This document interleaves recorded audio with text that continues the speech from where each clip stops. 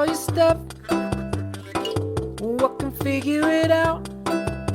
That's how it chooses you.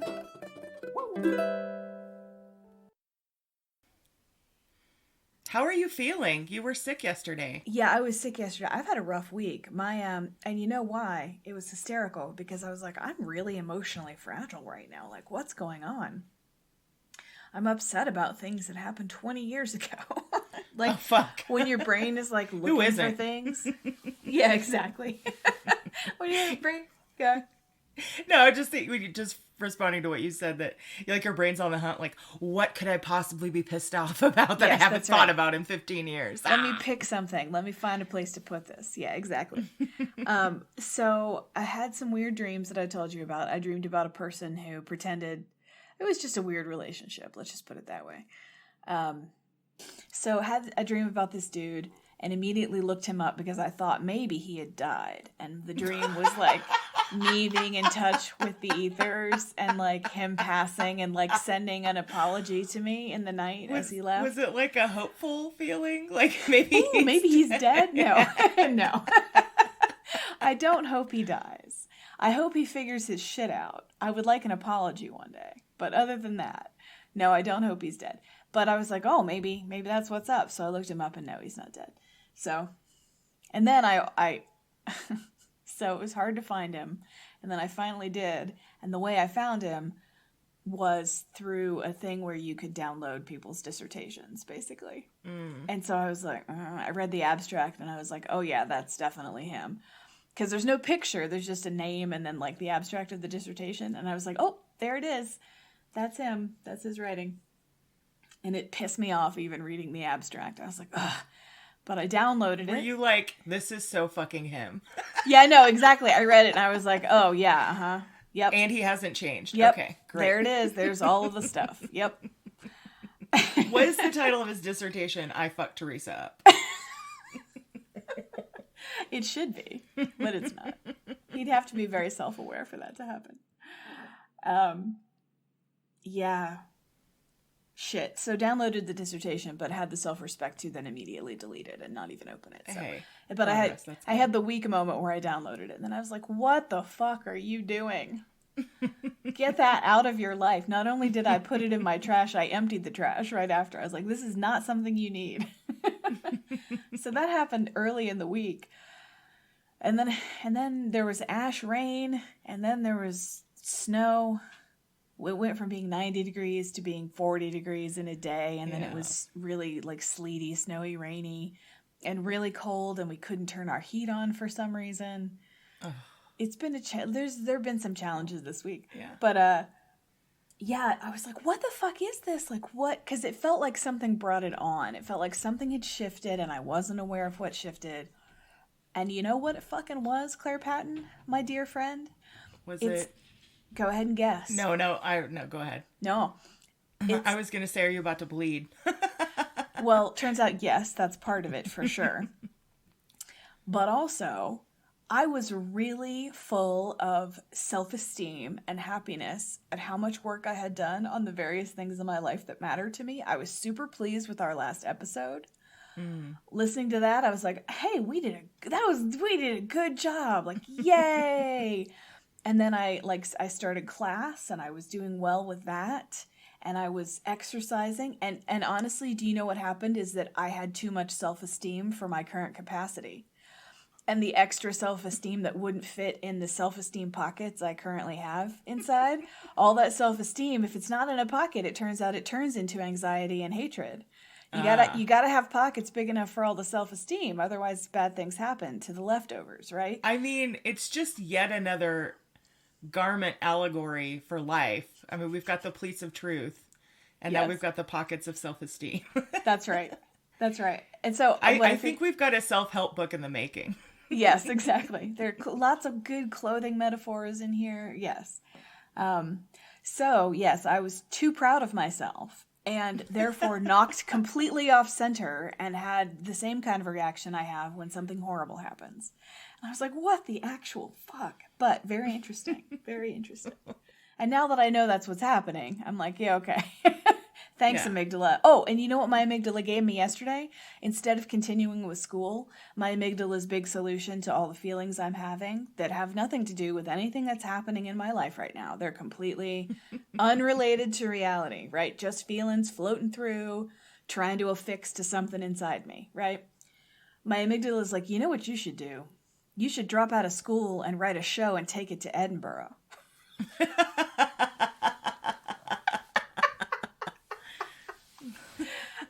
And So run away and join the circus, basically. that's exactly right. My brain's big solution that when it popped through into like frontal cortex cognitive area, like when it popped through, was the best idea I'd ever had. I was like, that's a perfect solution to everything that's going on right now. That's absolutely what I'm going to do. Yeah, for about a half an hour. And then I was like, wait a minute. Hold on.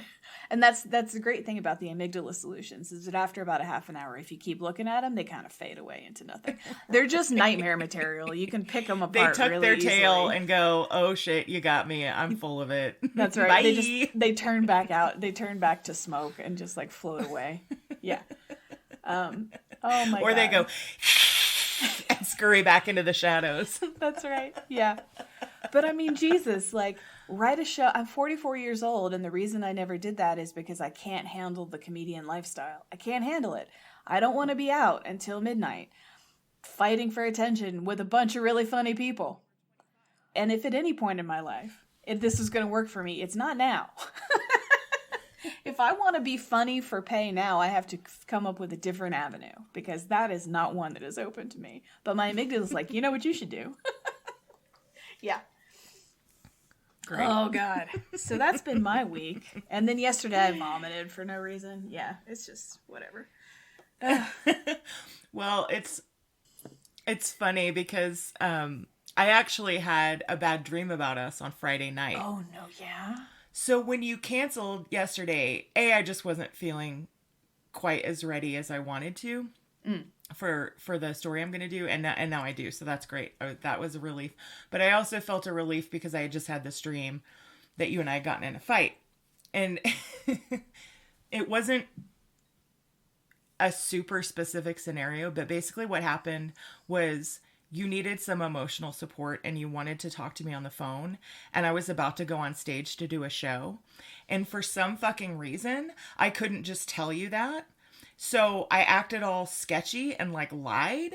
And then you sensed, being an intuitive person, even in my dreams, that like something fucked up was going on. And so you felt like kind of betrayed.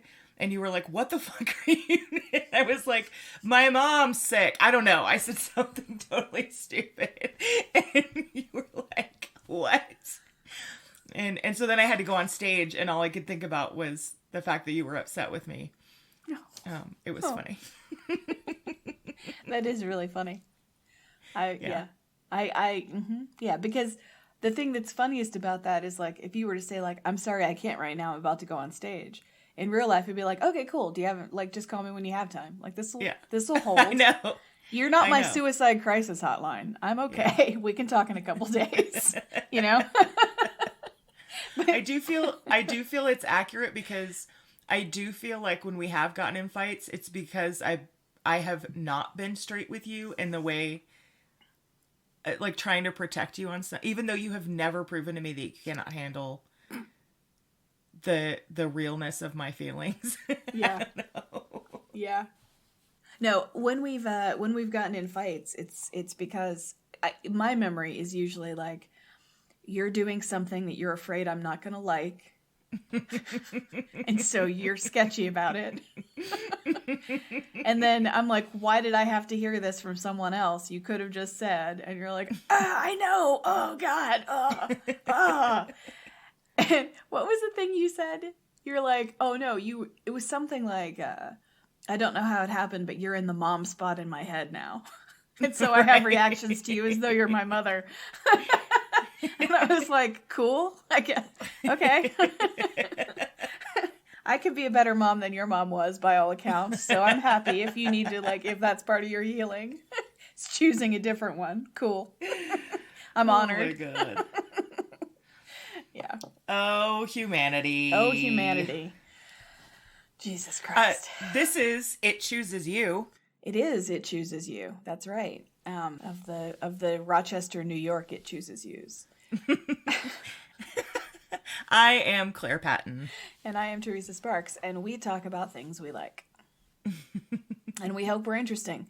Not comedians. Not as funny as comedians. I've heard those podcasts, and those podcasts are the reason I would not have made it as a stand-up comic. I'm like, can everybody please just chill?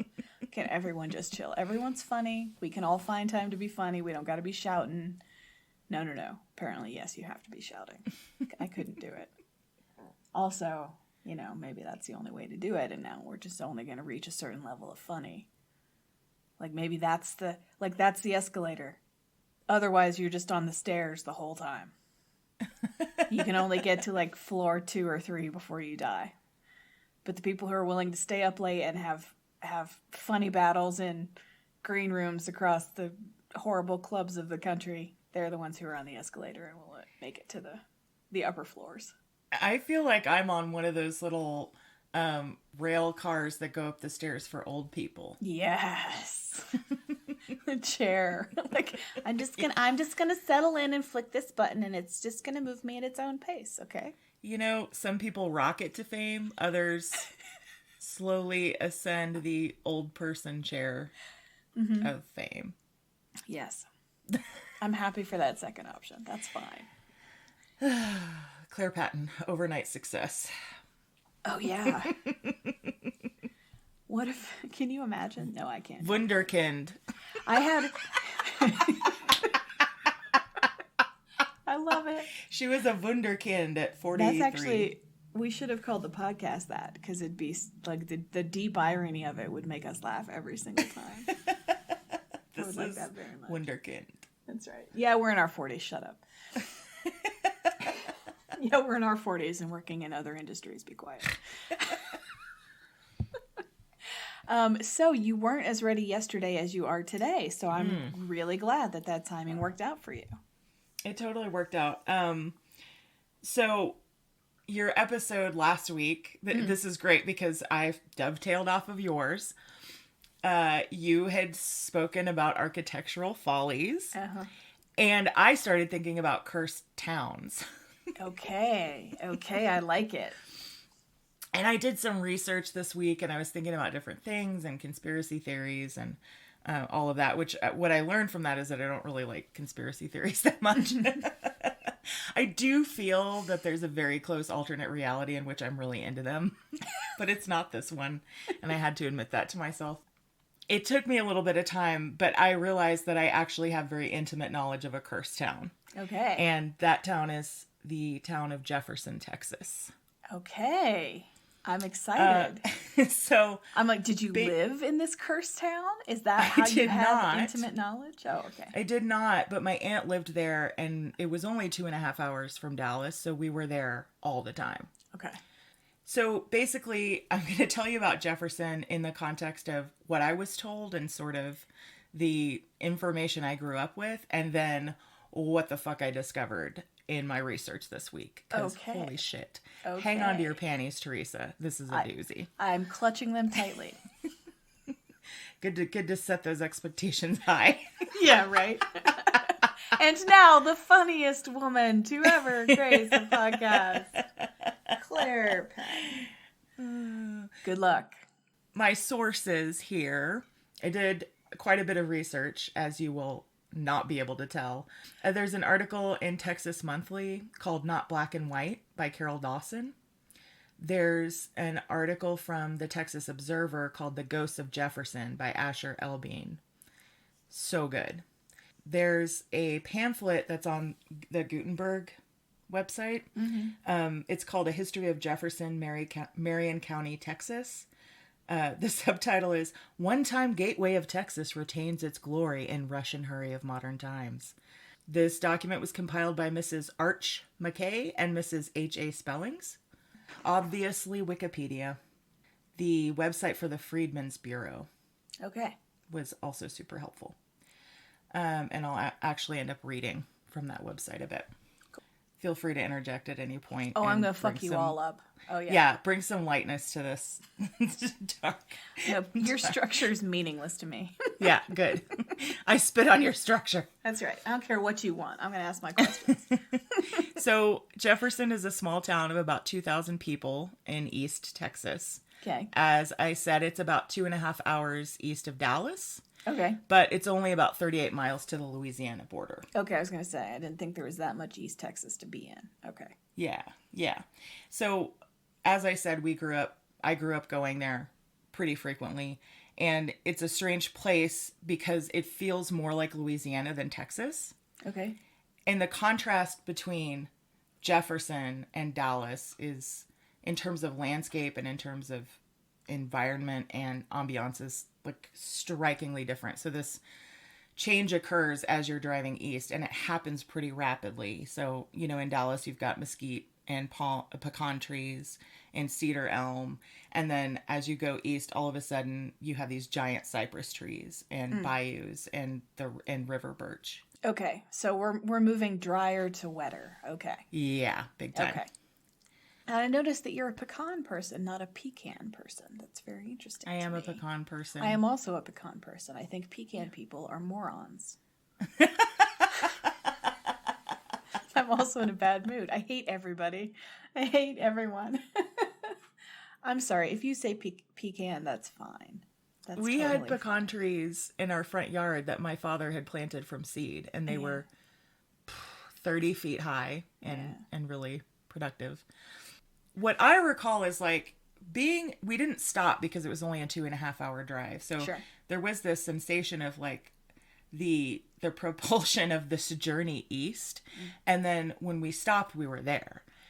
And this other kind of cessation happened when we arrived there, which was like, it was quiet. The air was super heavy and thick.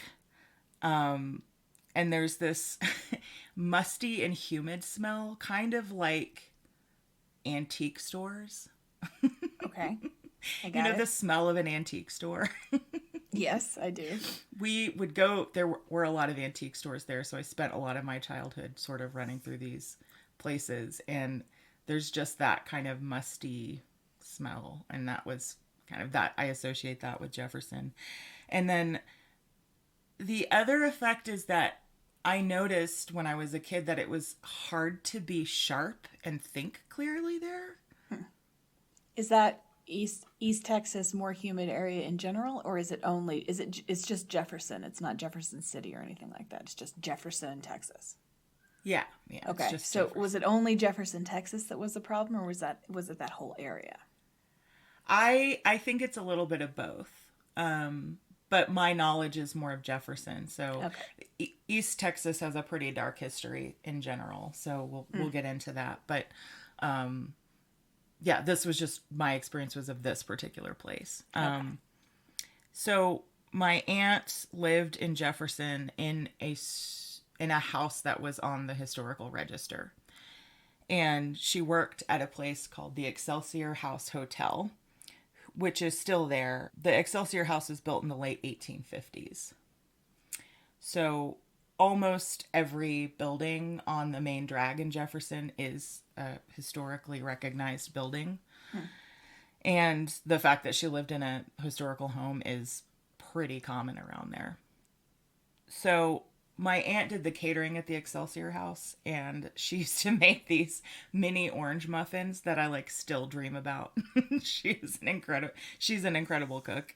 And she spent a lot of time at the hotel, and then we spent a lot of time at the hotel. So you're looking at basically old colonial style and antebellum homes in that area. Okay. And a lot of plantations. Which is not something that I think is normally associated with Texas. But it's definitely part of that area. Mm-hmm. So my impressions of Jefferson when I was a kid were of this, as I mentioned, kind of this strange stagnation and feeling of just being fucking creeped out the whole time we were there. Something's wrong. Mm-hmm. I spoke to my mom, actually, in preparation for this, and she calls it a town frozen in time, which is really how it feels. Like almost that ghost town sensation.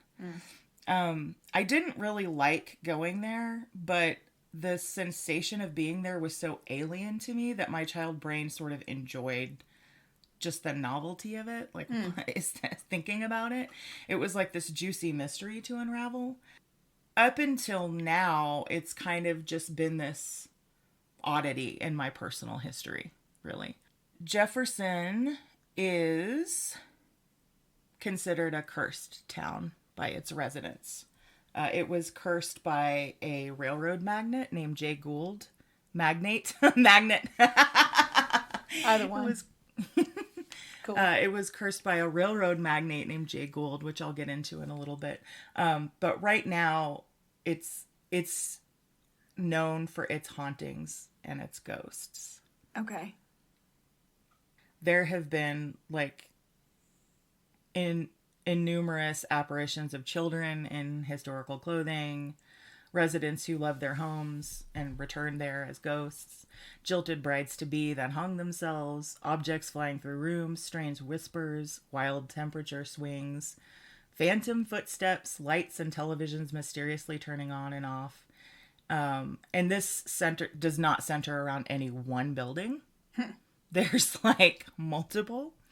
And one of the buildings that is generally considered the most haunted is the Excelsior House Hotel. And there's basically a registry where people can write down their like phantom experiences there. And, you know, there was one particularly creepy one where someone took a shower after the rest of their party had showered. And when they got out of the shower, there was the words "get out" written on the mirror, you know, that sort of thing.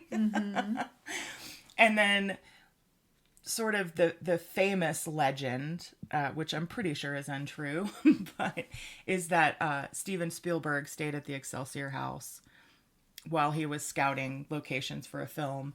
And he had like a couple of people with him, and he checked in, he set his luggage down, and the luggage immediately flew out of the rocking chair back at him. And he was like, okay.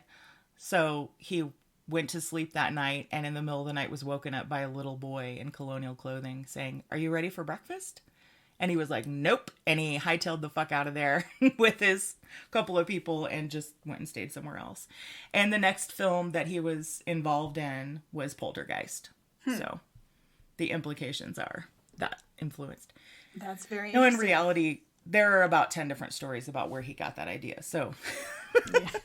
But I don't really think that's true, but it's a nice story. Oh no, it's definitely true. That's the one we're going with. Is that the hotel where your aunt used to work is absolutely the inspiration for Poltergeist. That's 100% I mean, true. it's the only one I'm personally invested in. So when you say colonial clothing, I don't normally think of East Texas as it's not a 13 colonies kind of situation, right? It's a little further forward in the timeline. Yeah, it's a little bit, but I think sometimes when people say colonial, they mean plantation era. Oh, I don't. Okay. Yeah. Antebellum would be plantation era. So he was in antebellum clothing. Yeah, that sounds good. Something like that. Okay, cool. Got it now. Although, let me just name a piece of ignorance, because there were plantations from the time anyone lived here. Like, whenever you could get a bunch of land together. Yeah, so my shortcut names for historical ages are incorrect, for sure. Just naming that. In case you guys were concerned that we were giving you actual information about history here, rest easy. That's not happening. So this is what I knew and was my experience of Jefferson as a kid. Okay.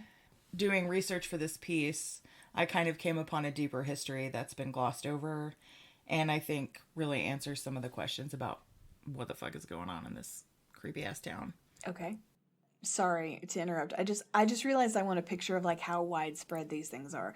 So you said that all the houses on the main street are antebellum houses, and many of them are not houses but buildings, and many of them are on the state historical register or something like that. Yeah. So Is it concentrated in a neighborhood? Is it only in the buildings that are that old? Like, is there any sort of pattern to these apparitions or these experiences that you noticed? I mean, the houses and plantations are spread kind of throughout the area. The town itself is about 4 square miles. Okay. So the buildings there are ghost tours. There are several ghost tours there. So there are buildings spread out throughout the town. Okay. That people would say are haunted. I would say a lot of the most famous buildings are downtown. Okay. But there are a couple. There's one, the Freeman Plantation, that's not quite downtown, but that's considered one of the most haunted places as well. Okay. Thank you. Yeah, so I just grew up hearing all these like ghost stories and like, oh, Steven Spielberg and like the Curse on the Town and all this stuff. Jefferson was named after Thomas Jefferson. It was founded around 1841 on land that had been ceded by the Caddo tribe of Native Americans. Okay. Now, I assume ceded means we white people took it from them. Oh, yeah. At gunpoint. So... Yeah, they handed it over at gunpoint. Sorry, I didn't mean to laugh at that. I'm laughing at the hypocrisy of saying ceded. Yeah, right. Instead of taken. Yeah. Every other word in these like run-of-the-mill history texts is basically a lie. Right. Oh, wasn't like that. Yeah. So the thing that made Jefferson unique was there was this, basically Jefferson has the Big Cypress Bayou and Caddo Lake. And the levels of both of those bodies of water were extremely high because of a 100-mile-long log jam on the Red River, which feeds the bayou and the lake. Okay. So the Red River is feeds near Nacogdoches, Louisiana. And it, like I said, the log jam raised the waters of the bayou and the lake so that river transport was possible to Jefferson. So Jefferson became a major port in Texas because they could access New Orleans via the Red River, and they could access St. Louis via the Mississippi and Red River. So there were lots of plantations in Jefferson, and there was lots of cotton production. So they kind of had this import-export thing going, and then they also just the town was based on the shipping industry as well. Mm-hmm.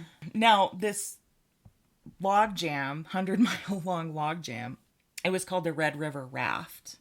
And the Caddo people told the founders of Jefferson, like, yo, this has always been here, this log jam. Like, don't mess with it. And in fact, it had been there, some estimates, definitely 1,000 years, and possibly several thousand years this thing had been there.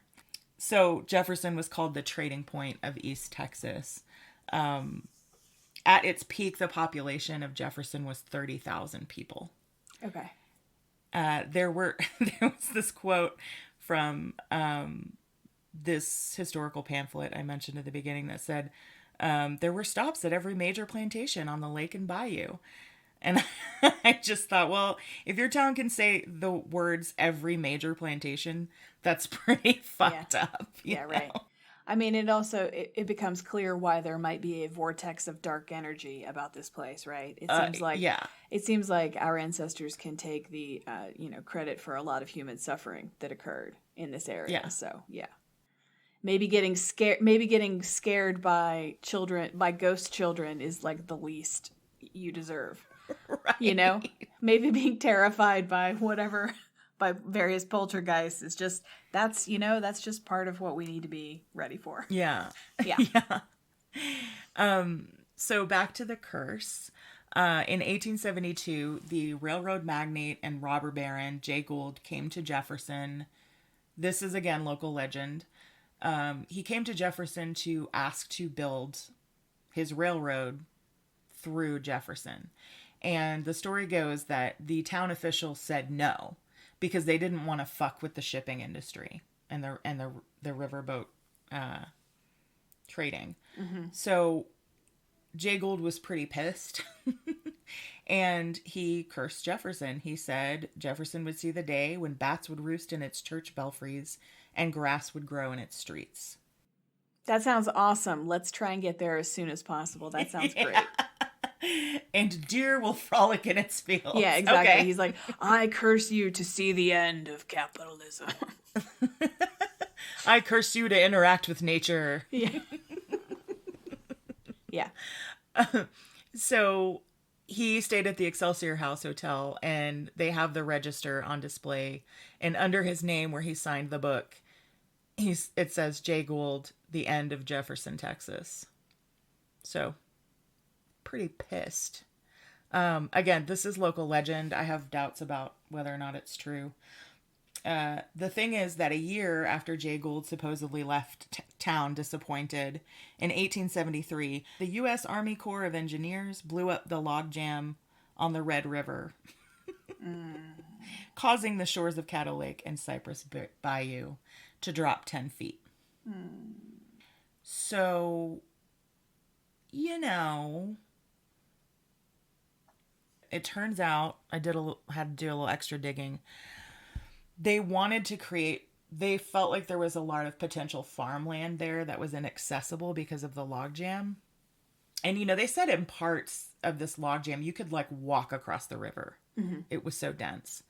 And so several years earlier, they had tried to undo the logjam, and they like constructed this special machine and everything. And they had gotten 70 miles of it cleared, but then it like just filled in again very quickly. Mm-hmm. So I don't know if it was they got a certain portion of it cleared, and then it just filled back in.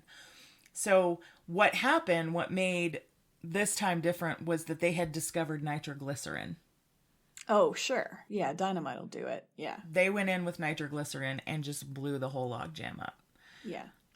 So they got their farmland, and they wanted access to the Gulf of Mexico as well. So like the log jam was, you know, it was helpful in some ways, and then other ways it made passage more difficult, you know. Mm-hmm. So they done blew it up. They done blew it up. See, if I had to guess, I'd be like, it is not a northerner railroad baron who cursed this town. It is the ill-advised use of dynamite in the ecosystem that sort of raised the spirits, and they're like, what the fuck is wrong with you? What did we say? What did we just say? Don't move the log jam. Yeah, we were like, leave it alone, man. Could we have been any clearer about that? So within a few years, the population went down from 30,000 to 2,000. Uh-huh. And it's kind of stayed there ever since. Yeah. So that essentially killed it. Okay. Yeah. So in addition to the curse and all this other stuff, I did not know this. There's a place, they probably don't say it anymore, but there's a place that they used to call Murder Alley in Jefferson, because they'd frequently wake up in the morning and find a dead body or two in this particular alley. Mm-hmm. See, I know, I think that's just really community-minded murderers. Like, they know it's called Murder Alley, so they're like, whenever they got a body, they're like, we should really drop it off where it belongs. We just like, That's right. we don't hide bodies in Jefferson. We just put them in Murder Alley so that everyone can know that a murder has occurred. Well, what do we do with these bodies? Well, take them to Murder Alley. Duh. You know, it's about organization, having zones. Mm-hmm. Sorry, I'm watching this organization show. On Netflix? They talk about zones. This is the murder zone. Yeah. Are we going to talk? Yes, we're definitely going to talk about that, because I also have been watching that show. All right. So the other really famous story is the story of Diamond Bessie. That's it? That's all we get on Jefferson? Or does she live in Jefferson? Oh, okay. This is Jefferson related. That's scary. I'm moving on from Jefferson. I don't feel done. Please keep telling me things. No. All right. So the story of Diamond Bessie, or Bessie Moore, is that she was a sex worker in Cincinnati. Oh, God. Let's just have just a moment of silence for her. Whew. Yeah. Yeah. Whew. Okay. Hard life. Have you ever been to Cincinnati? I have not. Okay. Yeah. No. Just, I'm sorry to anyone who lives in Cincinnati. Yeah. I'm sorry that you live there. Please try and leave as soon as possible. It's a horrible place. Okay. So she was called Diamond Bessie because she had a lot of beautiful jewels, but also because she was beautiful and sparkling. And they said she'd come into a room and just everybody was like, who is that? You know, she just had that presence. So she met this guy, Abe Rothschild, who is not related to the famous Rothschild. And he, seduced her and they started a relationship and he said he'd marry her, right? Mm-hmm. With no intention to marry her. He put her off for a really long time and he finally brought her on this trip to Texas. And eventually she sort of was like, hey, what's going on? And so eventually he did marry her. He did? And, yeah, he did marry her. They traveled to Jefferson and stayed there for a bit. And one day they went for a picnic near Big Cypress Bayou. And they set this picnic out and he shot her once in the head and stole all of her precious jewelry. So he fucking shoots her in the head, steals her jewels, and leaves. She was pregnant at the time with his child. Yeah. So he goes back to Jefferson and the townspeople are very quickly like, hey, where's your wife? And he's like, she went to stay with some friends near the bayou. And they were like, all right, sounds legit. Have a good day. You're rich and white. I don't see a problem with it. Yeah. So he went to trial for her murder. And they found her body. Okay. So. Yeah. Okay. And it was right there at the picnic. Like, I just thought that was such an eerie image of this like nice picnic laid out. Mm-hmm. And, a lot of the articles are specific about what restaurant the picnic came from, it's like, and then there's just her body. So he didn't even bother to slide her into the bayou. No, just there. Okay. No. So the first trial, he was found guilty, but a mistrial was declared because the defense selected a juror who said they had an opinion on the case. So like after he was declared guilty, his defense attorneys were like, I think it must have been the prosecution selected a jury who said, I don't know. They were like, oh, there's this technicality, In a second trial, he was found not guilty. Huh. So there's that. And then he was later convicted on charges of fraud and things like that. So he did end up going to prison. So as I said, Jefferson was huge into the production of cotton. And that means slaves were a part of their... I would say the economy of the location was built on the backs of enslaved black people. And slave auctions were held at Caddo Lake. Yeah. My final sort of major story is the story of George Washington Smith. So what happened was that slavery was abolished in 1865 and then Reconstruction pretty much immediately began in Texas. So Union officers and soldiers were sent to Texas to ensure the kind of proper execution of Reconstruction and ensure that the slaves were actually freed and that they were under protection. So very quickly these tensions arose between the Union soldiers and the sort of racists that were still there. So George Washington Smith lived in Jefferson. He was a delegate to the state constitutional convention. And he was actually, he was white, but he was elected by the black citizens of Jefferson. So one night he was returning from a Republican meeting with Anderson Wright, a former slave and friend of his. This was in 1868, so 3 years after the abolition of slavery. So he was returning home and a group of citizens fired on him. The group was led by R.P. Crump, a man that Smith had argued with earlier that day. Now, try as I might, I couldn't find out what they were arguing about, but I have some guesses. Smith returned fire, and he was arrested, along with 4 black citizens: Anderson Wright, Lewis Grant, Richard Stewart, and Cornelius Turner. And on October 4th, 1868, around 70 citizens of Jefferson and members of the Knights of the Rising Sun, which is a white supremacist group, they attacked the jail, shooting Smith to death in his jail cell. Grant and Stewart were murdered on the road somewhere, and Wright and Turner managed to escape. Armed raiders patrolled the area of Jefferson for 2 months after Smith was murdered, terrorizing black citizens, burning cropland and homes. Finally, the military declared martial law and began arresting suspects and members of the Knights of the Rising Sun. A few members of the group skipped town and escaped trial. 71 days of testimony later, including testimony from Wright and Turner, of the 35 men that had been arrested, 27 went to trial, and only 3 were convicted of the murders. That sounds about right. There are 322 recorded lynchings in Texas. Only 15 of them didn't occur in East Texas. That's 307 lynchings in one small area of the state. Jesus. Obviously, slave labor was used to construct these homes, buildings, and plantations, these beautiful historical homes that we kind of go to gawk at. And just another note that I did read that the men who worked on the riverboats themselves were usually black, and they would work 18 to 20-hour days without rest. That was very common. The Freedmen's Bureau has a website, and they keep records of murders and criminal offenses against freed slaves. So I have this letter from W.H. Johnson, who was like a white official at the time from Jefferson. And he was writing to Elijah Pease, who was... these were both Union guys. And Pease was in Austin. He was some other kind of official. This is the letter from Johnson. Sir, it's dated August 26, 1868.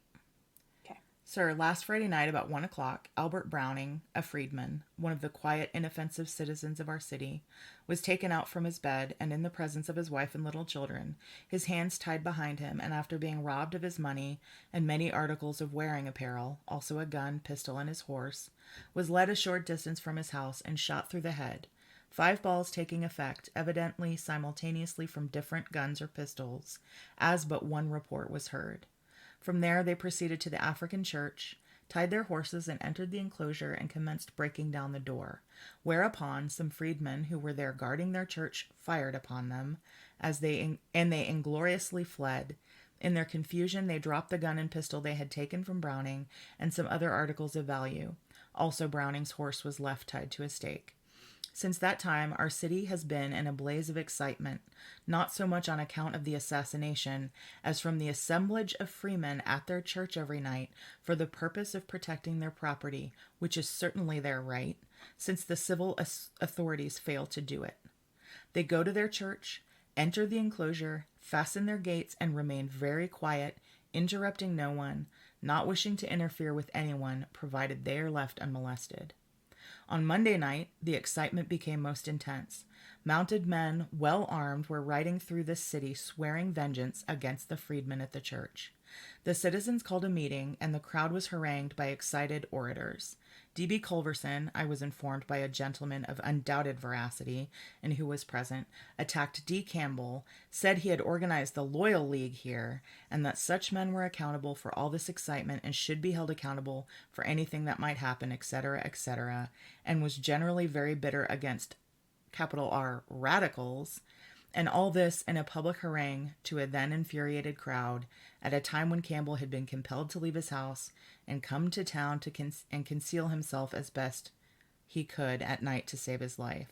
Night after night his house was surrounded by armed men, attempted to decoy him out by professions of friendship, assuming the names of his friends, forced freedmen from their homes, and ordered them to entice Campbell out, and because they refused, tortured them by putting their heads under corners of fences and keeping them until life was almost extinct.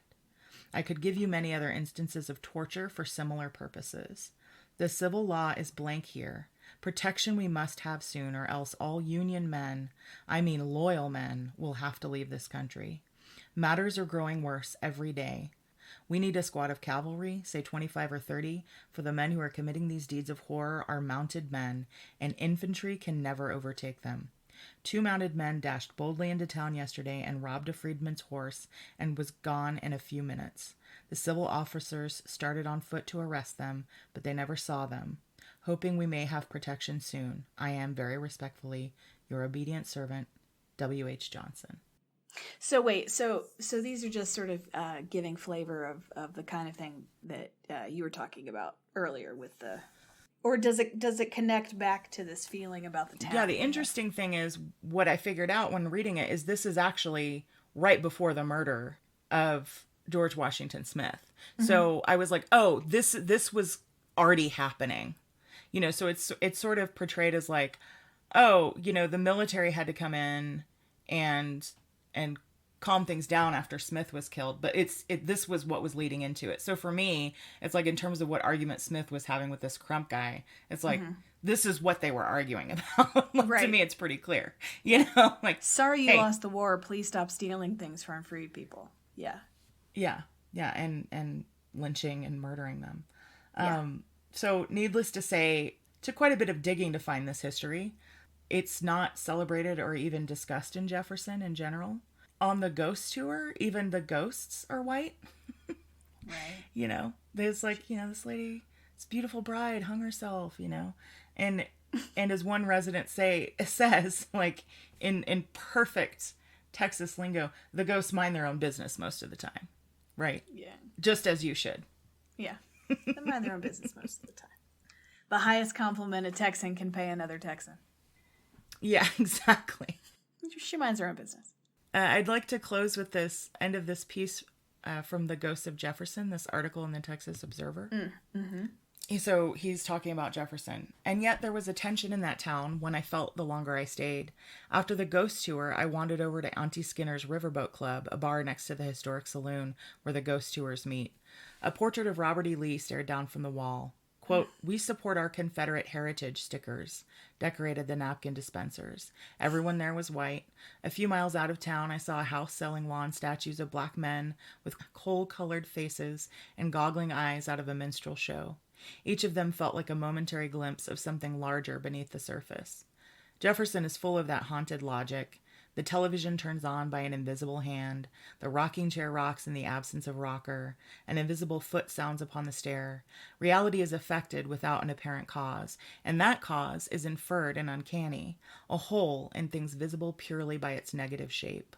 Like the question of who precisely grew the cotton that made Jefferson rich, or the names of the many, many who were murdered by its white supremacists, and then denied even the dignity of a ghost story.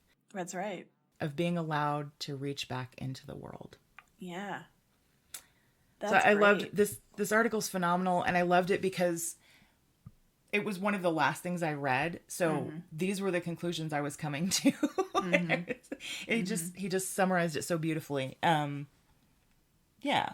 And it's not a popular thing to say when you're in Texas. Oh, sure, right? Like, maybe the uncanny, maybe the weirdness that's here, maybe the darkness or the ghosts that are here are just like the ghosts of your ancestral past that you're unwilling to acknowledge, right? I mean, exactly. And that's sort of what the conclusion I came to was, you know, I talked to my mom and I said, you know, she would tell me all these, she was super into these creepy stories. And I said, did you feel creeped out when you were there? And she was like, no. And I really think that it was because I was a kid that I like picked up on this feeling there. And as I look at it now, I said earlier it was like this weird question mark in my life. And I feel like I understand what I was picking up on now, which is the ghost in the sense of that part of the history that's like, hey, we need to talk. You need to look at me. You can keep trying to push it down and ignore it, but it's not going anywhere. Yeah. Right? And I'm really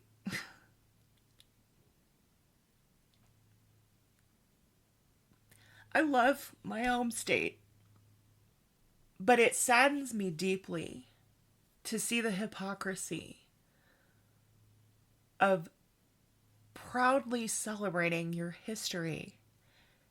And not only that, but capitalizing on that history and using that history to create an identity for a place that will attract other people. and at the same time sweeping the darker parts of your history under the carpet. Yeah, I mean, and it's refusing to honor the people that you built this town on the backs of. Yeah. Is deeply distressing to me. Yeah, it's super dishonest. It's just, I mean, yes, it's completely dishonest. It's like, there are certain things in your life, and if you're working with your own mental health and things, like, there are places where it's time to cherry pick and work with what you can possibly handle and cherry pick, right? And there are times when it is only appropriate to acknowledge the entirety of the history. And it's a difficult question, like, how do we celebrate it? Is it worth celebrating? Maybe the answer is no. And if the answer is no, what does that mean? Then how do we approach this at all? Right? Yeah. But yeah, I understand why it's painful for you. Because yeah. I mean, I just think there's a fuller picture. And part of it is like, it was hard to find this information. And I still do not have hardly any stories of individuals who were such a huge part of why this place was ever successful. Yeah. You know? So when I look at it now, I see a bunch of people that took land from the people who actually belong there. Murderers and thieves, yes. Were warned by those people they took the land from to, like, be cool. They took advantage of the natural evolved landscape there. And then when that didn't serve anymore, they just blew shit up, shooting themselves in the foot, you know?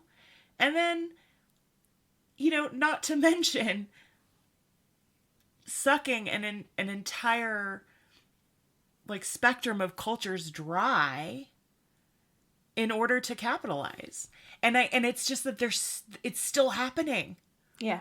You know? I mean, that's the thing. It's not, and like this feeling of like, it's frozen in time. It's like, no, it's just like, it's fucking stuck because no one's looking at this. You know? I don't know what to do. No, I don't either. I mean, I think that this one feels personal to me, and I don't mean that in the white woman, like, oh, I'm gonna cry because, you know, but this one feels personal because it's like, come on. Yeah. I know you guys are better than that. Yeah, I mean, there's definitely that desire. Like, the desire is like, can we honestly look at our family history? Meaning, can we look at the pieces that everyone doesn't talk about? Because there's a lot of, as there should be, some pretty deep shame there. I mean, that's my positive, like, best case scenario, these people are deeply ashamed of their ancestry. Yeah. As they fucking should be, as we should be. That shame is correct, right? So, like, but if it is, so then what is there to celebrate? Is there a clean way, you know, to look at our past, acknowledge it all, and yet still celebrate anything that's good from it? That's a very, very important question. And I do know what to do. I said I don't know what to do. I do know what to do. We need to pay reparations. Like, that's step one, right?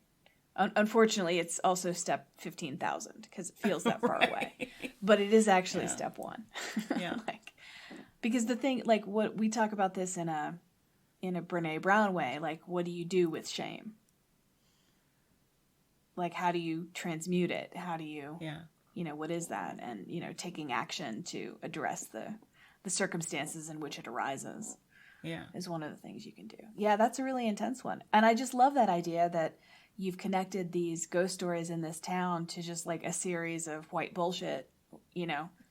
Like, it's just like all a collection of reactions to white bullshit, you know? Yeah.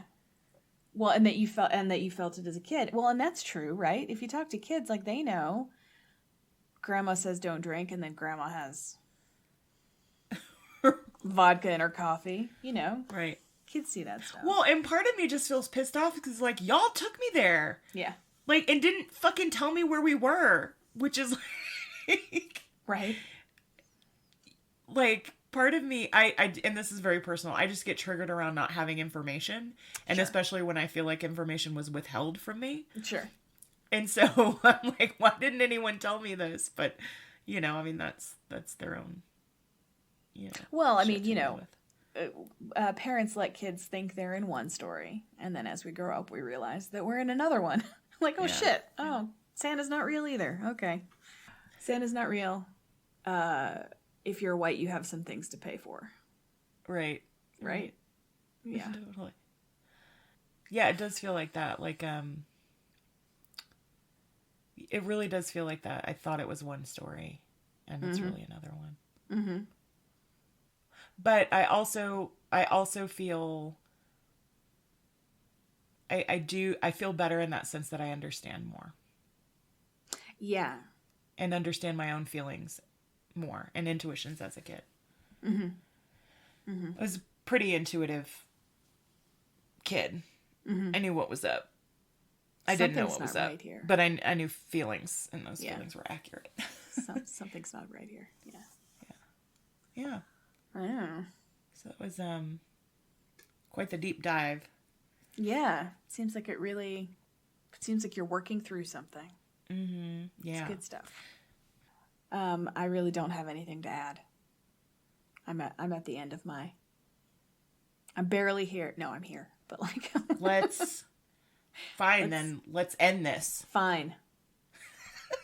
I got my line. I remembered my line.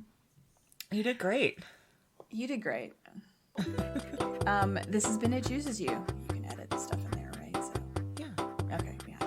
This has been It Chooses You. Thank you for listening. Sometimes it's intense, sometimes it's not. Goodbye.